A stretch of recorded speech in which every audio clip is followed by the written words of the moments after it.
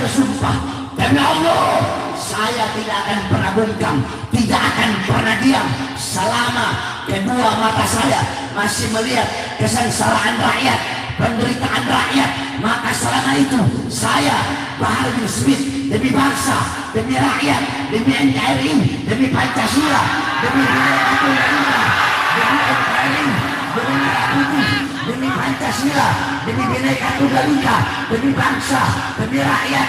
Jangankan hanya di penjara, nyawa saya, jiwa saya, darah saya murah harganya untuk tumpah saudara. Allahu Akbar, Allahu Akbar, Allahu Akbar.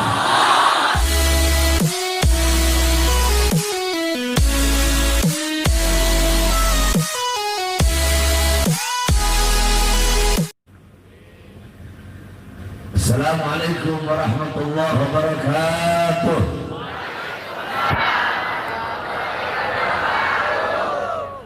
Alhamdulillah wassalatu wassalamu ala Rasulillah Muhammad ibn Abdullah wa ala alihi wa sahbihi wa man wala. Wa ba'd. Yang saya cintai, yang saya muliakan, para alim ulama, para habaib, para kiai, para asatidz, para tokoh masyarakat, segenap aparat pemerintah, ormas-ormas, saudara-saudara saya dari Front Persatuan Islam, dari BPPKB Banten, dari Pemuda Pancasila, beserta ormas-ormas yang lain yang saya cintai, yang saya muliakan, segenap panitia peringatan Isra Mi'raj baginda Nabi besar Muhammad, beserta salam hormat, salam cinta saya untuk saudara-saudara hadirin hadirat, bapak-bapak, ibu-ibu, khususnya para pemuda-pemudi umat baginda Nabi besar Muhammad yang selalu dimuliakan oleh Allah. Saudara-saudara, kita duduk pada malam hari ini untuk mengenang satu peristiwa yang mulia, satu peristiwa yang agung, satu kejadian yang luar biasa, satu kejadian yang mulia, satu kejadian yang agung. Perjumpaan seorang hamba dengan Tuhannya, perjumpaan kekasih dengan kekasihnya, perjumpaan pecinta dengan yang dicinta, perjumpaan perindu dengan yang dirindu, yaitu perjumpaan Allah dengan baginda Nabi besar Muhammad yang kita kenal dengan peristiwa Isra Mi'raj.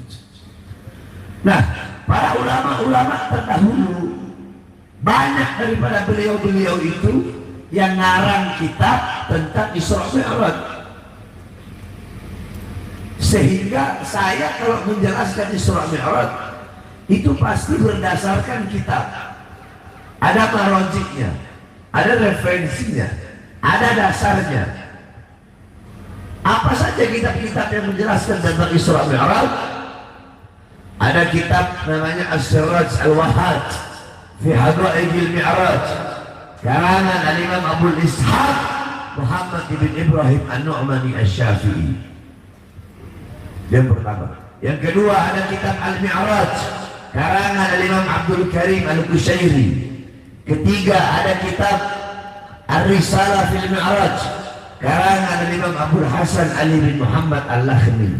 Keempat, ada kitab Ayatul Kubra fi Syarah Qissatul Isra, karangan Imam Az-Suyuti. Kelima, ada kitab Al-Ayah Az-Zahimah Al-Bahirah fil Mi'raj Sayyidul Ahli Dunya wal Akhirah, karangan Imam Al-Hafidz Samsuddin Muhammad bin Yusuf Asy-Syami Ad-Dimashqi. Keenam, satu lagi kitab beliau Al-Ayatul Bayyinat fil Mi'raj Sayyidul Ahli Ardi was Samawat. Yang ketujuh, kitab An-Nurul Wahhaj fi Qissah Isra wal Mi'raj, karangan Imam Ali Zainal Abidin bin Muhammad Al-Hadi Al-Barzanji. Yang kedelapan, kitab tersebut disyarahkan oleh cucunya, diberi nama kitab Tajul Ibtihaj ala Nuril Wahhaj, karangan Imam Ja'far bin Ismail Al-Barzanji, pengarang Maulud Al-Barzanji. Yang kesembilan, ada kitab Qissatul Mi'raj karangan Imam As-Sa'id Usman Syafa bin Muhammad Syafa. Yang ke-10 ada kitab namanya Afdalul Manhaj fi Isbat Isra wal Mi'raj karangan Al-Imam Al-Hafidh Abdullah bin Mustafa Al-Maraghi. Yang ke-11 ada kitab Dau'us Siraj fi Fadli Rajab wa Qissah Al-Mi'raj karangan Al-Imam As-Sayyid Muhammad Amin Al-Kurdi. Kalau daerah Jawa Barat, daerah Banten, dua daerah ini, Jawa Barat sama Banten, pondok-pondok salaf, kiai-kiai salaf, santri-santri salafi, kalau bulan Rajab pasti mengkhatamkan kitab tersebut. Ngaji pasaran biasanya, nggak tahu gua di sini. Abu Yauci itu almarhum, pasti itu dua kitab kalau bulan Rajab ngaji pasarannya. Dau'us Siraj Said Amin Al-Qurdi sama Hasyiah Ad-Dardir karangan Imam Ahmad Abil Barakat Ad-Dardir. Kemudian ada lagi kitab namanya Minhajus Syami Mukhtasar Mi'rajus Syami karangan Syekh Yusuf bin Ismail An-Nabhani. Kemudian ada kitab Nailul Muna wal Ghaya As-Sa'ul fil Mi'raj Sayyidi Mukhtar Ar-Rasul karangan Imam Muhammad bin Ja'far Al-Kattani. Kemudian kitab Al-Mi'raj An-Nabawiyah karangan Syekh Hasan Asy-Syati. Kemudian kitab Hulal Ad-Dibaj Al-Matrusah fil Isra wal Mi'raj karangan Imam Ahmad bin Muhammad Ar-Rahwani At-Tatwani. Kemudian ada lagi kitab namanya Mu'jizatul Kubra li Sayyidil Anbiya karangan Imam Syekh Nafi' Al-Jauhari. Kemudian ada kitab Yawaqit Taj Al-Wahhaj min Isra wal Mi'raj karangan Imam Ahmad bin Muhammad Ar-Rahwani At-Tatwani. Kemudian ada kitab Al-Anwar Al-Mahiyyah fil Mi'raj Khairil Bariyah karangan guru kami Abuya Imam besar Ahlus Sunnah wal Jamaah As-Sayyid Al-Habib Muhammad bin Alwi Al-Maliki Al-Hasani Al-Maki, dan masih banyak lagi kitab-kitab yang lain. Kalian pelajari kitab-kitab yang saya sebutkan tadi, maka kalian akan mendapatkan pemahaman yang jelas, yang rinci, yang benar tentang peristiwa dan kejadian Isra Mi'raj. Sebab kenapa? Sebab saudara-saudara, banyak ustaz, kiai, dai, penceramah zaman sekarang ini kalau menjelaskan Isra Mi'raj itu tanpa dasar ilmu, sesuka congornya. Contoh, ada ustaz, kiai, dai ceramah ngomong Isra Mi'raj, ngomongnya begini: saudara-saudara, Jibril turun bawa cawan terbuat dari emas yang berisi dari air, yang berisi air dari sorga, dibelah dada Nabi Muhammad, dikeluarkan hati Nabi, dibersihkan dari kotoran-kotoran, disucikan. Saya tanya, jawab semua yang keras. Pernah atau tidak dengar penceramah ngomong seperti itu? Kurang keras. Pernah atau tidak? Pernah atau tidak? Kalau ada ustaz, kiai, habib, dai, penceramah, ulama menjelaskan Isra Mi'raj ngomong seperti itu ustaz, itu kiai, itu ulama goblok. Saudara-saudara, sekarang coba kita pikir, orang awam akan berpikir begini: mana tisu, udah gak usah tisu, ini anggap aja tisu, dibersihkan. Sesuatu yang dibersihkan berarti sebelumnya apa? Sebelumnya apa? Sebelumnya apa? Orang awam kan akan berpikir seperti itu kan. Makanya penceramah itu tugasnya memberikan ilmu, memberikan pemahaman yang sesuai kadar pendengar untuk menerima ilmu tersebut. Saudara-saudara, jangankan hati Nabi terlalu jauh. Dalam kitab Asy-Syifa karangan Imam Qadiyat, darah Nabi suci, nanahnya Nabi suci. Nabi suci, kotoran Nabi suci, apalagi hati Nabi Muhammad. Kan begitu. Jawab yang keras. Darah Nabi apa? Kurang keras. Darah Nabi, air kencing Nabi, nanah Nabi, kotoran Nabi. Dalilnya apa? Ada dalam kitab Asy-Syifa. Kitab apa? Kitab apa? Asy-Syifa, karangan Al-Imam Qadiyat. Buka di kitab. Jadi ulama kok goblok, berani-beraninya mengatakan membersihkan hati Nabi dari kotoran-kotoran. Terus itu namanya apa? Itu namanya tajdid. Namanya apa? Tajdid apa? Anggap saya nggak ceramah, anggap saya lagi ngajar. Namanya apa? Tajdid. Tajdid itu memperbaharui. Ibu-ibu punya wudhu, wudhu lagi boleh nggak? Udah bersih, wudhu lagi, lebih bersih kan? Jadi pembelahan dada Nabi, dibersihkan dada Nabi, hati Nabi, bukan berarti hati Nabi kotor, tapi untuk membersihkan sesuatu yang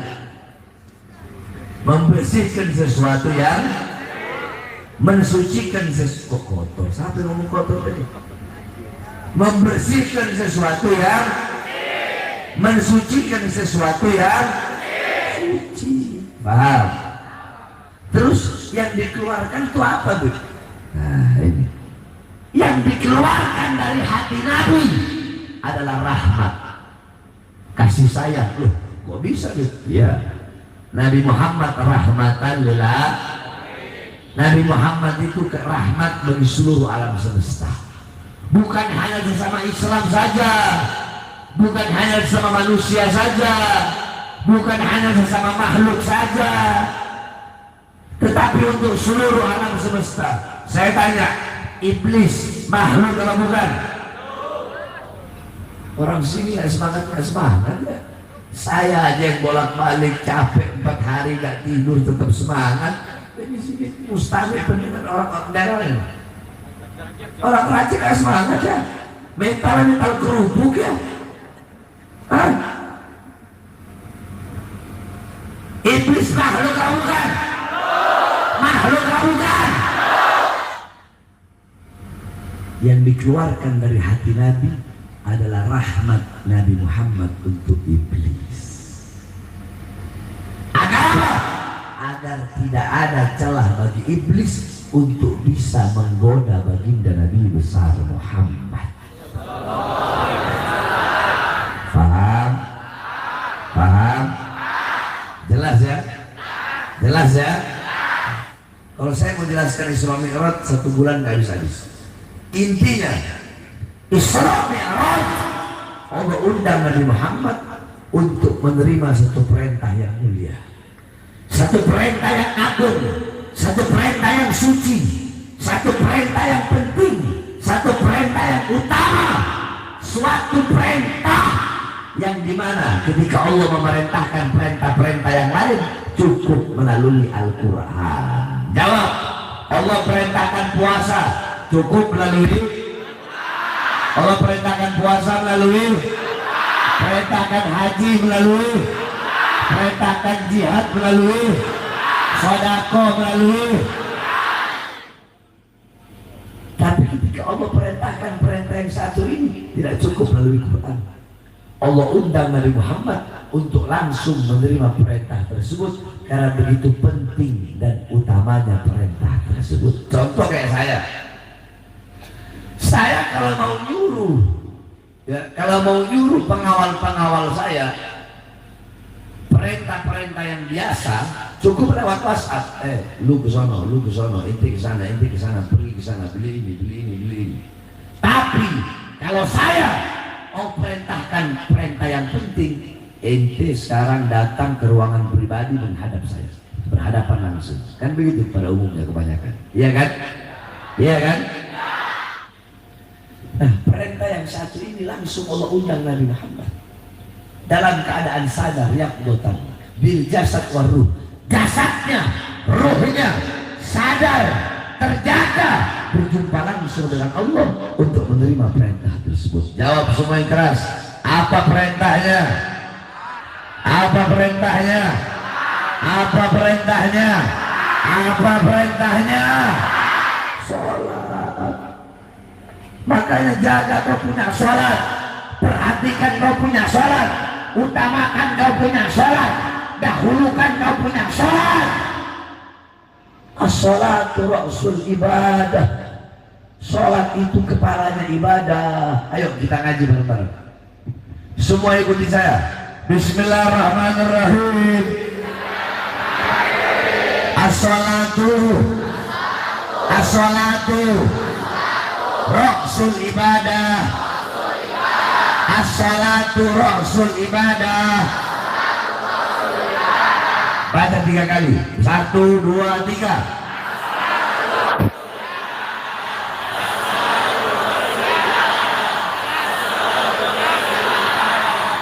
Sekarang artinya, sholat itu adalah kepalanya ibadah. Sholat itu adalah kepalanya ibadah. Sholat itu adalah kepalanya ibadah. Baca artinya. 1, 2, 3.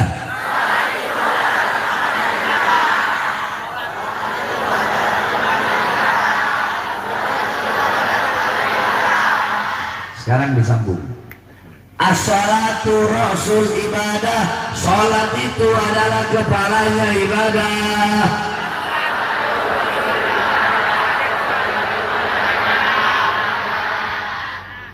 Baca setiap satu hadis tadi 3 kali pakai bismillah ya. Contoh gini. Bismillahirrahmanirrahim. As-sholatu ra'sul ibadah. Sholat itu kepalanya ibadah. Bismillahirrahmanirrahim. As-sholatu ra'sul ibadah. Sholat itu kepalanya ibadah. Ayo baca. 1 yang keras. 1, 2, 3. Bismillah.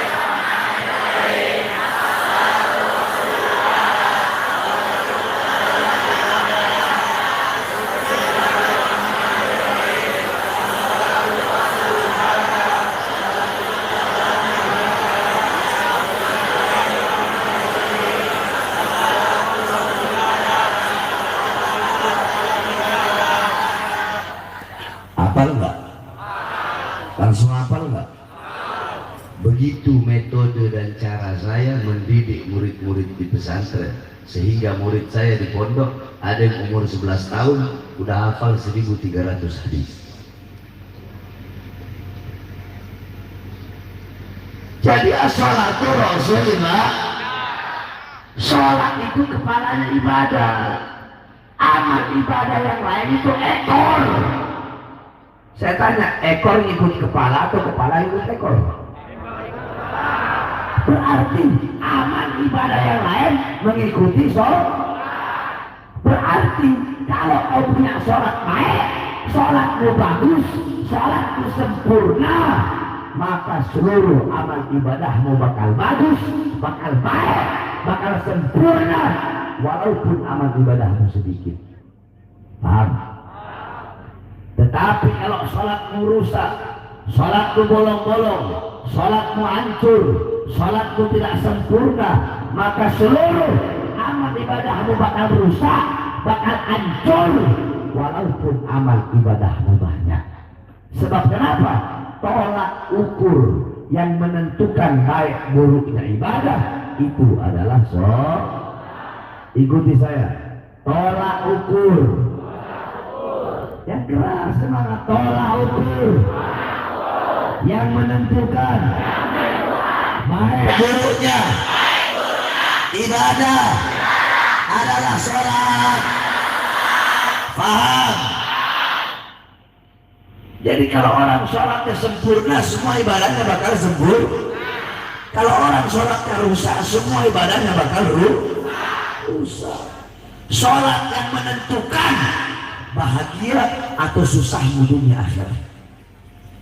Sholat yang menentukan engkau selamat atau celaka dunia dan akhirat. Sholat yang menentukan engkau beruntung atau rugi dunia dan akhirat. Sholat yang menentukan engkau mati dalam keadaan baik atau mati dalam keadaan buruk. Sholat yang menentukan dalam kubur kau akan diazab atau dikasih rahmat. Sholat yang menentukan engkau dibangkitkan dalam keadaan baik atau dibangkitkan dalam keadaan buruk. Sholat yang menentukan di padang mahsyar engkau akan dinaungi dengan cahaya Allah atau tenggelam dalam lautan keringatmu sendiri. Sholat yang menentukan di hari pertimbangan amal timbanganmu berat ke kanan atau berat. Sholat yang menentukan di yaumul hisab, di hari perhitungan engkau akan menerima catatan dari sebelah kanan atau dari sebelah. Sholat yang menentukan ketika melewati jembatan Shiratal Mustaqim kau akan selamat atau kau akan jatuh dan celaka. Sholat yang menentukan surgamu atau neraka. Makanya ibu bapak jaga sholat, perhatikan sholat. Beb, saya nggak bisa sholat jamaah, nggak bisa sholat jamaah, sholat sendiri. Beb, nggak bisa sholat di masjid, sholat di rumah. Beb, nggak bisa sholat awal waktu, sholat tengah waktu. Beb, nggak bisa sholat tengah waktu, sholat akhir waktu. Beb, nggak bisa sholat berdiri, sholat duduk. Beb, nggak bisa sholat duduk, sholat di. Yang penting jangan tinggalkan, jangan tinggalkan. Ada seekor babi. Seekor apa? Ini babi ngomong, ana syarrud dabbah. Saya binatang paling buruk, binatang paling hina. Akan tetapi sehina-hinanya saya, sebejat-bejatnya saya, senajis-najisnya saya masih punya iman kepada Allah. Sehina-hinanya saya, setidaknya saya masih lebih mulia daripada orang yang meninggalkan sholat 5 waktu dengan sengaja. Bayangkan. Berarti jawab, kalau ada yang meninggalkan sholat 5 waktu dengan sengaja, itu orang apa? Kurang keras apa? Apa? RT nggak sholat, RT apa? RW nggak sholat, RW apa? Lurah nggak sholat, lurah apa? Kepala desa nggak sholat, kepala desa apa? Camat nggak sholat, camat apa? Bupati nggak sholat, bupati apa? Wali kota nggak sholat, wali kota apa? Gubernur nggak sholat, gubernur apa? Menteri nggak sholat, menteri apa? Presiden nggak sholat, presiden apa? Polisi nggak sholat, polisi apa? Tentara nggak sholat, tentara apa? Ustaz nggak sholat, ustaz apa? Kiai nggak sholat, kiai apa? Habib nggak sholat, habib apa? Santri nggak sholat, santri apa? Orang tua nggak sholat, orang tua apa? Anak nggak sholat, anak apa? Suami nggak sholat, suami apa? Istri nggak sholat, istri apa? Ormas nggak sholat, ormas apa? Bukan babi, lebih babi dari babi. Paham? Mau jadi babi. Makanya jaga sholat. Mau lu mau ente bajingan, mau ente bangsat, mau ente preman, jaga sholat. Paham? Jaga kau punya sholat. Perhatikan kau punya sholat. Jaga betul-betul.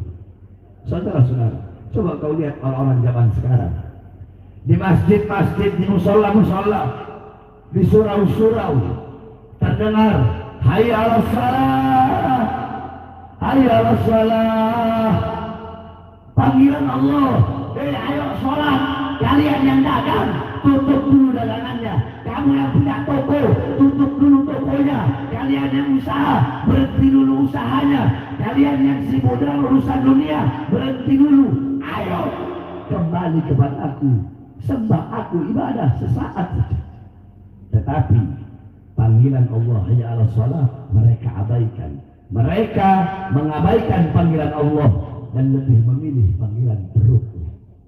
Bayangkan, Allahnya ditinggalkan demi urusan dunia, demi urusan harta. Padahal Allah yang kasih kalian makan, Allah yang kasih kalian rezeki, Allah yang kasih kalian kehidupan, tapi kalian tinggalkan Allah demi urusan perut kalian. Kalau ada orang seperti itu, maka harga diri kalian, nilai kalian sama seperti dengan sesuatu yang keluar dari perut kalian. Kalau orang hidup cuma tujuannya perut, maka nilainya sama dengan sesuatu yang keluar dari perutnya. Ini yang terjadi. Makanya anak muda, pemuda-pemudi Islam, as-salatu imaduddin, sholat tiangnya agama. Jangan sampai engkau robohkan tiang agama. Perkokoh kau punya tiang agama Islam, perkuat tiang agama Islam. Dengan apa? Dengan meramaikan masjid-masjidmu, meramaikan musola-musolamu, dengan jaga kau punya sholat, maka engkau telah memperkokoh dan memperkuat tiang agama. Itu satu, memperkokoh, memperkuat tiang agama. Yang pertama dengan sholat. Yang kedua, dengan amar ma'ruf nahi munkar. Sampaikan kebenaran, tegakkan keadilan, lawan kezaliman, lawan kemungkaran. Jangan pernah kalian takut untuk menyampaikan kebenaran, walaupun lidahmu harus dipotong, walaupun kau harus dipenjara, walaupun kau harus dibunuh. Jangan pernah kau takut. Saudara-saudara, apa yang telah kalian perjuangkan untuk Islam? Apa yang telah kalian korbankan untuk agama, untuk Islam, untuk bangsa, untuk rakyat? Saya tanya, pernah kalian diborgol tangannya, diborgol perutnya, diborgol kakinya? Pernah? Pernah dipenjara 9 kali? Pernah berada dalam sel yang cuma 1 meter, panjangnya 1,5 meter? Pernah di tol ada upaya percobaan pembunuhan, ditembak kaca mobil kalian? Pernah ada upaya pembunuhan kalian untuk diracun? Pernah? Itu semua sudah kami alami, saudara-saudara. Habib Rizik di masa tuanya organisasinya dibubarkan. 6 laskarnya, 6 pengawalnya, 6 muridnya dibantai dengan keji, dibunuh, ditembak mati, nyawanya, jiwa 6 laskar tersebut beliau korbankan demi anak cucu Rasulullah. Nabi Muhammad. Apa yang telah kalian korbankan untuk Islam, untuk bangsa, untuk negara? Di masa tua Habib Rizik di penjara, kasusnya nggak masuk akal. Saya berkali-kali masuk. 2004 saya masuk, 2009 saya masuk kasus kota, saya hancurin diskotik. 2010 saya masuk kasus Mbah Priuk, Tanjung Priuk. Kasus 2011 saya masuk lagi kasus Ahmadiyah. 2012 saya masuk lagi kasus Demos. 2018 saya masuk lagi kasus Habib palsu. 2020 saya masuk, tapi 2020 bebas. Siang bebas, malam ceramah, besoknya ditahan, langsung dibawa ke Nusa Kambangan, diborgol tangan, perut dan kaki saya. Cukup sampai situ tidak? 2021 saya bebas, 2021 bebas, akhir 2022 awal, belum sampai 1 bulan bebas, udah ditahan lagi. Baru bebas saya 5 bulan yang lalu. Kenapa? Yang terakhir bisa ditahan karena ceramah saya membela 6 laskar yang wafat tersebut. Saya tanya, 6 laskar itu rakyat bukan? Rakyat bukan? Rakyat bukan? Terus kenapa Habib Rizik saya? Kenapa kami dipenjara berkali-kali? Kenapa kami dihina, dicaci, dimaki, difitnah? Kenapa kami berkali-kali ada upaya percobaan pembunuhan kepada kami? Kenapa? Saya tanya, jawab. Apakah kami penjahat? Penjahat? Biadab? Bajingan? Koruptor? Ada yang rakyat? Main uang rakyat, nyolong uang rakyat, jual aset negara. Terus kenapa? Satu jawabannya, karena di dalam tubuh kami mengalir darah suci kakek kami Rasulullah SAW. Di dalam tubuh kami mengalir darah pejuang, darah keberanian. Karena kami para habaib, para anak cucu Rasulullah, karena kami yang berada di barisan paling depan, rela hancur, rela binasa demi bangsa dan rakyat Indonesia. Kalian bayangkan, saya siang bebas, malam ceramah, besoknya ditahan dengan alasan ceramahnya provokasi, ceramahnya meresahkan. Pertanyaannya, apa isi ceramahnya? Mau tahu? Mau tahu? Waktu itu awal-awal corona, saya bebas dari penjara, saya ceramah. Saya bilang, wahai presiden, wahai pejabat, wahai aparat, wahai pemerintah, di masa corona ini rakyat kalian kurung dalam rumah, tapi tidak kalian penuhi kebutuhan pokoknya. Salah atau tidak saya ngomong begini? Salah atau tidak? Itu dibilang provokasi. Itu provokasi. Provokasi. Katanya meresahkan, itu meresahkan masyarakat. Masyarakat mana yang resah? Yang ada masyarakat senang karena merasa terwakili. Saya tanya, merasa terwakili apa tidak? Merasa apa tidak? Merasa apa tidak? Terus kalau itu bukan provokasi, kalau itu bukan meresahkan, yang goblok saya apa mereka? Saya apa mereka? Yang biadab saya apa mereka? Yang bajingan saya apa mereka? Cukup sampai situ? Enggak cukup. Saya bilang, wahai pemerintah, wahai pejabat, perusahaan-perusahaan asing, mal-mal, toko-toko besar milik asing tetap buka di masa corona, tapi warung-warung kecil milik pribumi Indonesia kalian paksa untuk tutup. Salah saya ngomong seperti itu? Salah? Provokasi itu? Meresahkan? Atau pembelaan? Meresahkan atau pembelaan? Meresahkan atau pembelaan? Terus yang goblok siapa? Yang goblok siapa? Yang goblok itu yang ngomong meresahkan. Yang goblok itu yang ngomong kalau itu provokasi. Betul? Kan saya udah bilang, lidah saya kayak alkohol. Alkohol, saya tanya, alkohol kalau kena kulit nggak ada luka, adem nggak? Dingin nggak? Tapi kalau ada luka, alkohol perih nggak? Perih nggak? Sakit nggak? Kalau pejabat, aparat, pemerintah yang lurus, yang lempeng, saya mau ngomong apapun ya mereka adem-adem saja karena tidak ada luka. Betul? Tapi kalau yang ada luka, yang hatinya rusak, yang hatinya nggak benar, yang tujuannya nggak benar, kena lidah saya, sakitnya sampai ke dalam hati. Makanya bagaimana caranya Habib Bahar harus masuk penjara. Terus dipikir kita kapok kali masuk penjara. Penjara yang kalian anggap menakutkan bagi saya permainan, saudara-saudara. Penjara yang kalian anggap neraka bagi saya adalah surga. Jiwa saya jiwa pejuang. Dimanapun diletakkan tetap saya akan bertahan. Tidak peduli seberapa besar siksaan, ancaman, hukuman, tetap saya akan tegak berdiri. Tidak akan pernah tunduk kepada kezaliman. Singa tetaplah singa dimanapun dia berada.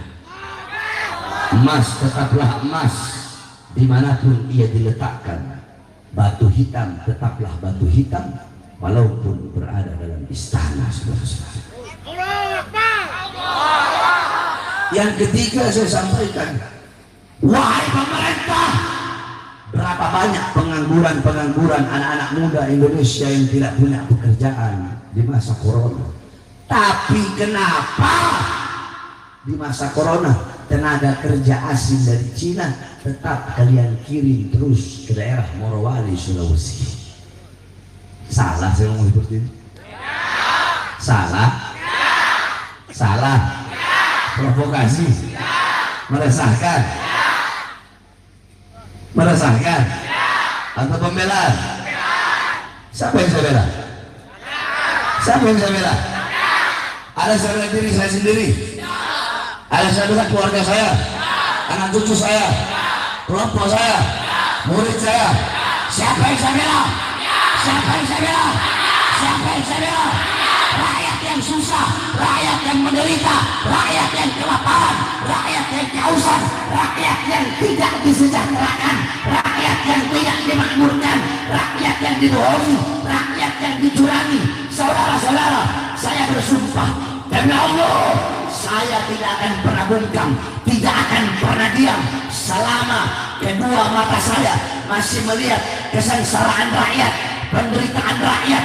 Maka selama itu saya Bahar bin Smith demi bangsa, demi rakyat, demi NKRI, demi Pancasila, demi Bhinneka Tunggal Ika, demi NKRI, demi Merah Putih, demi Pancasila, demi Bhinneka Tunggal Ika, demi bangsa, demi rakyat, jangankan hanya di penjara, nyawa saya, jiwa saya, darah saya murah harganya untuk tumpah saudara-saudara. Allahu Akbar. Allahu Akbar. Allahu Akbar. Masyarakat Raja siap hancur demi Indonesia, siap mati demi NKRI, siap binasa demi Pancasila, siap binasa demi Bhinneka Tunggal Ika. Allahu Akbar. Indonesia merdeka. Merdeka.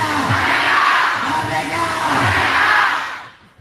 Indonesia harus merdeka daripada pengkhianat bangsa. Betul? Indonesia harus merdeka dari pelacur-pelacur berdasi yang menjual bangsa, negara, rakyat, aset-aset negara demi kepentingan partai dan politiknya. Saudara-saudara, pejabat sekarang kebanyakan, nggak semua, butuh sama rakyat kalau ada maunya doang. Betul? Mau pencalonan butuh sama rakyat, butuh sama ormas, butuh sama masjid, butuh sama musola, butuh majelis taklim. Saya berjanji mensejahterakan rakyat, saya berjanji memakmurkan rakyat.